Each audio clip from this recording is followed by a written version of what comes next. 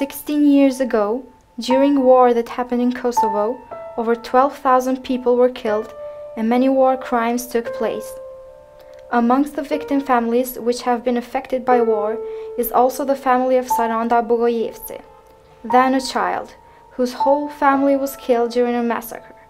Saranda herself was shot 16 times, but she is amongst the 4 kids that survived to tell the stories of war crimes of that time. Saranda sent us through her sensitive journey with strength and willingness to remember her past.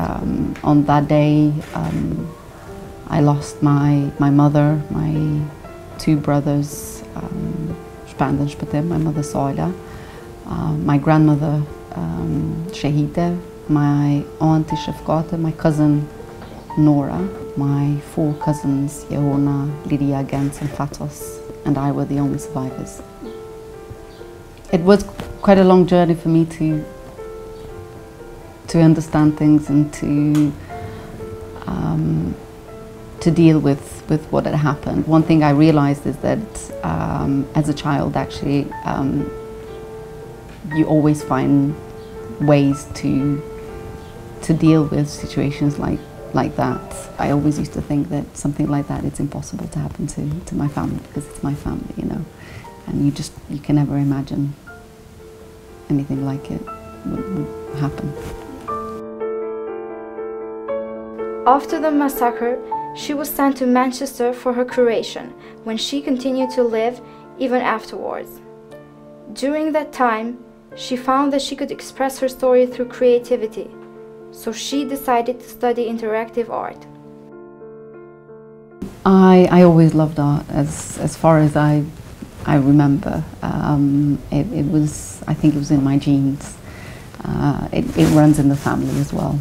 Then I found out that was the way I wanted to talk about my story.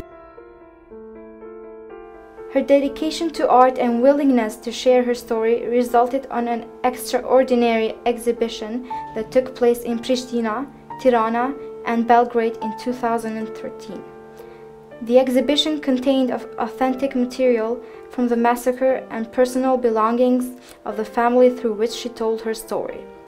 While international media considered this a top story, in Belgrade it was welcomed with protests, but also with many people who were interested in knowing more about what was going on in Kosovo during the war. When we took the exhibition in Belgrade, we really were not expecting anything in a way, because we were not sure what would the reaction of the public would be like. Probably around half an hour before the opening or something like that, then we were told that the Prime Minister of Serbia, Ivica Dačić, was going to attend. It was quite a difficult moment for us because, you know, he was aware, he knew what had happened to the family. You know, do you let a man like that come in? But then at the same time we were thinking, no, this is really important, not just for the family, but this is really important for Kosovo.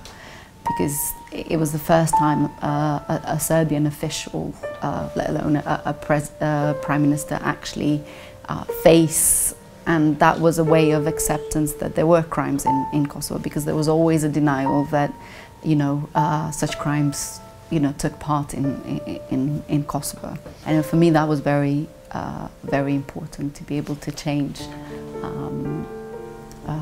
their mind and for them to be able to face it and to actually think that, yes, actually we do have to take as a society responsibility of what happened in Kosovo.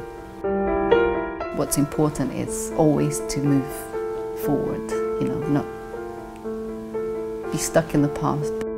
So there's always something that pushes me forward, and it could be, you know, little things in life. So just pay attention to these things.